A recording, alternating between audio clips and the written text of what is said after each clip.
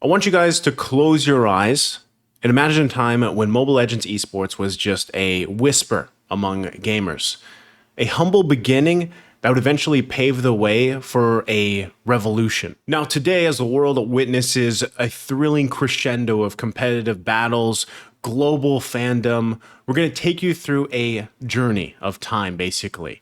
Now, from the grassroots all the way to the grand stage of esports glory. Now get ready to witness the extraordinary transformation of Mobile Legends Esports as we take you through the untold story of a simple mobile game to a huge esports phenomenon. Now the year was 2016, and on July 14th, the mobile game was released with only 10 heroes back then, and the game quickly grew in popularity. Now this isn't a full history video on that though, so if you want to check that out, I'll actually link a great rundown, one in the video description for you guys. But like most people at the time, the question was lingering in people's minds. Can this simple mobile game turn into an esport? Now in 2016, esports for mobile gaming was, it was still in the early stages, but showing signs of growth and potential. Mobile gaming, including titles like Mobile Legends, Clash Royale, and Vainglory, had started gaining popularity among players worldwide, and developers and organizers were beginning to recognize the competitive potential of these games.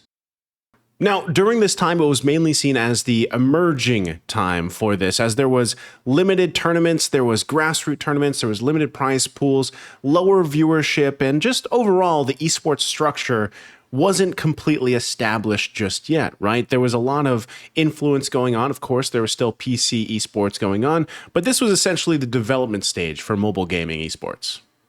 Overall, esports for mobile gaming in 2016 laid the foundation for what would become the booming industry in the following years. The scene was marked by passion, experimentation, and the early efforts of players, organizers, and developers to shape a promising future for the competitive mobile gaming scene. Now, have you ever wondered how Moonton exactly embarked on this thrilling adventure into the esports scene for their game Mobile Legends Bang Bang? Well, here's how.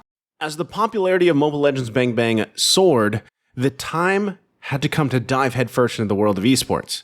While a few smaller tournaments may have flown under the radar, the turning point arrived with the inaugural MSC 2017, the Mobile Legends Southeast Asia Cup. Now, this monumentous occasion marked the game's official foray into competitive gaming, paving the way that was to become the prestigious Mobile Legends Professional League, better known as the MPL. Now picture this, teams from Malaysia, Philippines, Indonesia, Thailand, and Singapore vying for supremacy in fierce qualifiers as anticipation built up for the event. Now the stage was set, and Jakarta, Indonesia was brimming with excitement as MSC 2017 took center stage. With an impressive prize pool of $100,000, the stakes were high, and every move was crucial. When the dust settled, the triumphant team I Do Not Sleep from Thailand emerged as the first ever MSC champions, etching their names in MLBB's early esports history. Now, as the tournament unfolded, viewership figures were promising for a burgeoning mobile game esports event.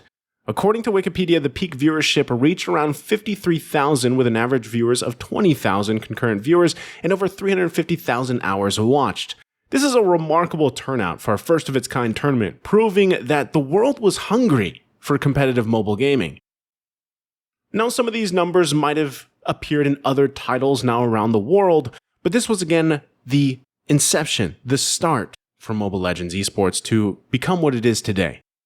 It was a pivotal moment that made Moonton and fans alike realize the game's immense potential.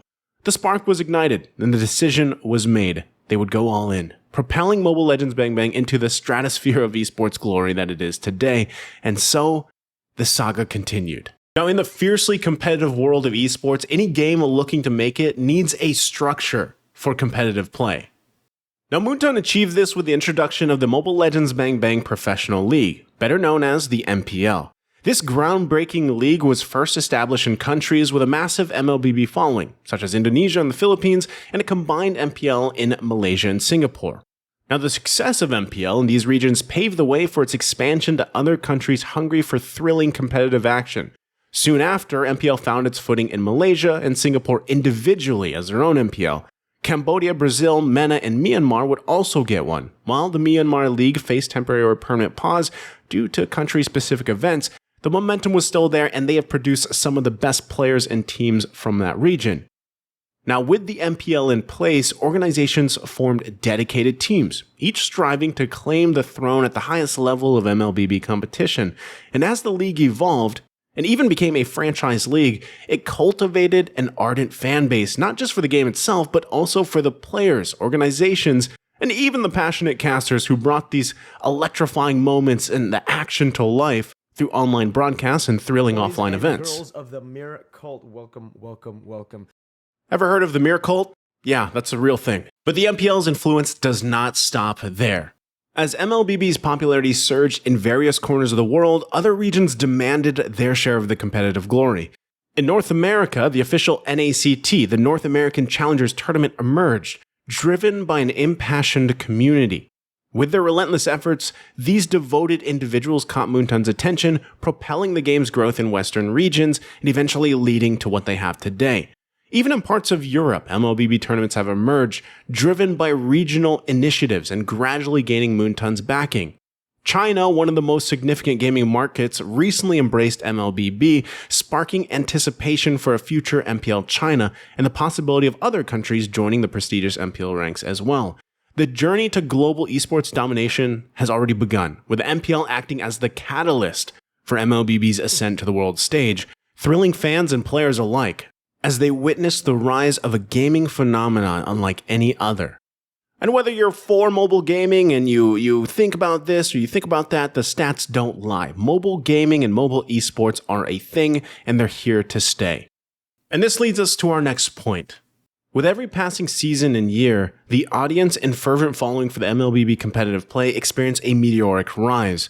What started with hundreds of viewers quickly escalated to hundreds of thousands, and eventually soared to the grandest stage, captivating millions of eager eyes.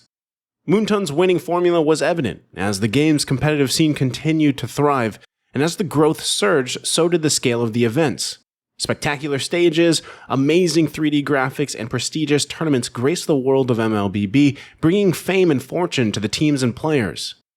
Full-fledged careers were born, opening doors for aspiring talents to step into various roles, be it players, coaches, managers, casters, league ops, and other essential contributors to the esports ecosystem. For many, including myself, life took an exciting turn when I had the opportunity to enter this whole space as a caster, which I'm forever grateful to Moonton and for everybody that's kind of paved and been along that path for me along the way. Amidst the remarkable journey, MLBB's fans played an instrumental role. While every sport has its share of passionate enthusiasts, it's the overwhelming support from MLBB's fans that are truly elevating the scene. Every week, these ardent followers tune in to root for their favorite teams and personalities, some even crossing continents to witness live events firsthand. The teams reciprocated this love by offering breathtaking merchandise, leaving fans eager to collect memorabilia from their beloved squads. As we marvel at how far we've come, the question arises, what lies ahead? From humble beginnings with 10 heroes on a mobile device, we've traversed through countless upgrades and updates, now immersed in a whirlwind of multiple MLBB tournaments happening simultaneously. The scene has never been more vibrant, even amidst discussions of end of an era, end of an era, end of an era. While the dominance of the Philippines remains unyielding, we witness a healthy metamorphosis in other regions as they adapt, improve, and grow stronger. It fosters a more dynamic landscape of competitive MLBB, one that, as a commentator, I am more than happy about, and as a viewer, I would be ecstatic about. Now, my personal wish is for more MPLs to kind of sprout up along the world and for more countries to join in on our beloved game and esport. Now, before we conclude this video, I reached out to a bunch of you guys on multiple platforms here for social media, and I wanted to learn what keeps you hooked on MLBB Esports, since that's the essence of this video here. Now, I want to share some of what you guys shared with me, so let's take a look at this. All right, we're going to start with Facebook here, and I'll pop them up on the screen. Now, I like this one right away. Z-Skilled, one word, storylines. I agree there. Storylines are actually one of the great things about esports, not just for MLBB, but esports in general, right? Because with the storylines, that is where, as a fan, as a someone a fan of these players or these teams, where you really kind of get hooked. What is the storylines of these players bouncing from maybe even region to region, team to team, what have you, and how they kind of play out, the rivalries and everything else. So love that one. It's sweet and simple. Moving forward, though, this is from Ren. Shout out to Ren. For me, it's the storylines. So storylines as well, and the gameplay. And since MLBB is the only esport that I follow, I am greatly invested in the scene's personalities, the players, teams, casters, and back-end peeps as well.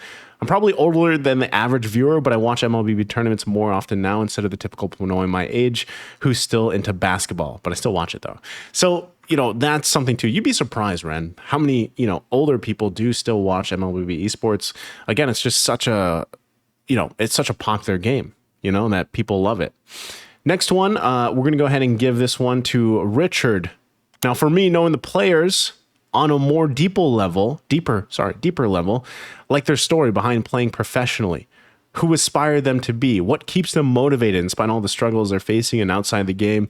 And for the different orgs, it's the same on how I get to know the players. Like I want to know more about the orgs, specifically in MLBB, how they recruit players, what's the story behind the org itself, where the org is originated from, and the future plans for the org itself. So Richard loves pretty much just the insider info, being really, in a way, it's like an intimate relationship as a fan. You're following these players, following these orgs. Love it, Richard. And there's a lot here on Facebook, guys. Thank you so much for replying to this. Some people get into esports for the betting part. Hey, if that's your thing, that's your thing, So this last one I'm going to do from Facebook is from Arquio Dan. I hope I said your first name right. He says, oddly enough, I used to ask myself a similar question. Why do I like esports? Why am I fascinated by it? Well, for me, it's always the fact that you can make a living doing something you love. And even though others find it almost taboo, I grew in a household where if you play too much video games, you're nothing but a loser. But whenever I look, see, and watch pro players, that belief is just not right. That's why I grew up with it. I discovered esports when I was 7, and I'm 17 right now. My love for esports hasn't changed, and I think it never will. Esports is what gave me hope to believe that my dreams would happen even if others don't believe. My love for a certain game is the sole purpose why I always keep up with the competitive scene. This is great to hear too. Again, esports has a way of inspiring people in all walks of life. Not just as a pro player, but again, even as us casters, we've gotten messages before where we have aspiring people wanting to be casters. And this kind of, it used to be seen as taboo. It's changing over the time, right? And that's exactly what I talked about even before when I went to the US and I did a talk on esports there. The general idea of esports is shifting, obviously, and it's definitely something to look forward to as the years go by.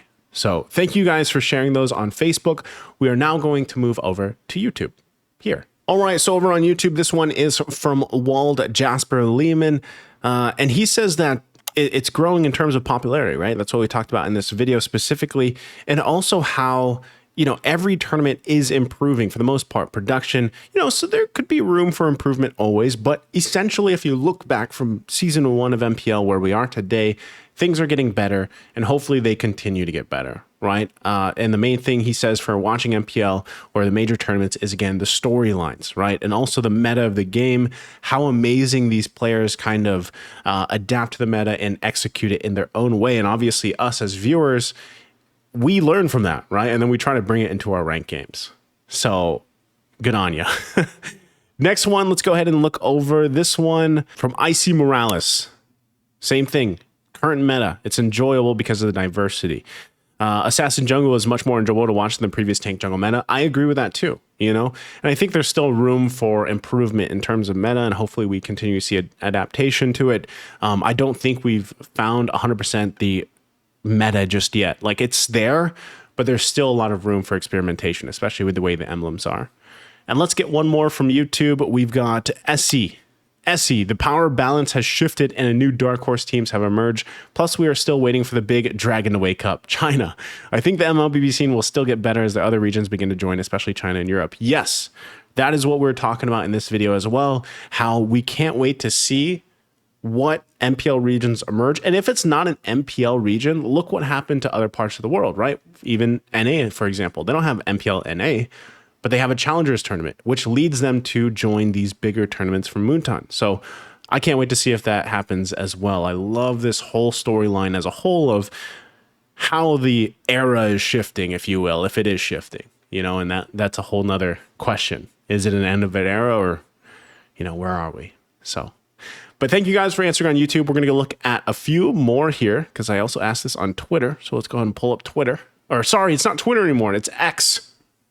So for Twitter, I know we've got a lot of Blacklist fans here. And one thing I think you really have to kind of point out too is, like what C is saying here, the players mainly, for me personally, I support the team that gave the chance to people I identify with. I got into esports because of representation from V, also because of the love of the game and the players team drama, haha.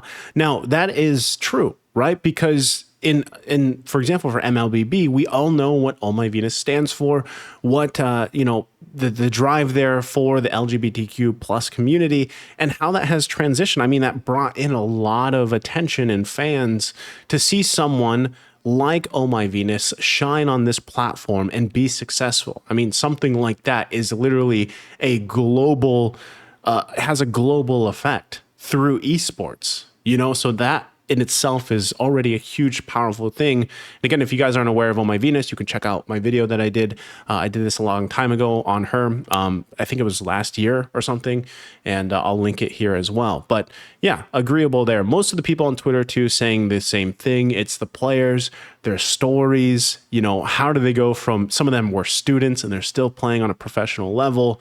So more or less the same thing that we saw from YouTube and Facebook. Now, this one from Albert, character development, I think is also important because in a way, if you are watching esports and you're traditionally seeing a lot of these younger players perform, you see them kind of grow up, and so you watch these players grow up. They might make mistakes along the way in their path in esports, but you see them develop, character development. Yeah, that's true. You see them learn from their mistakes and try to make bawi, or try to make up for it by being better people, being a better person.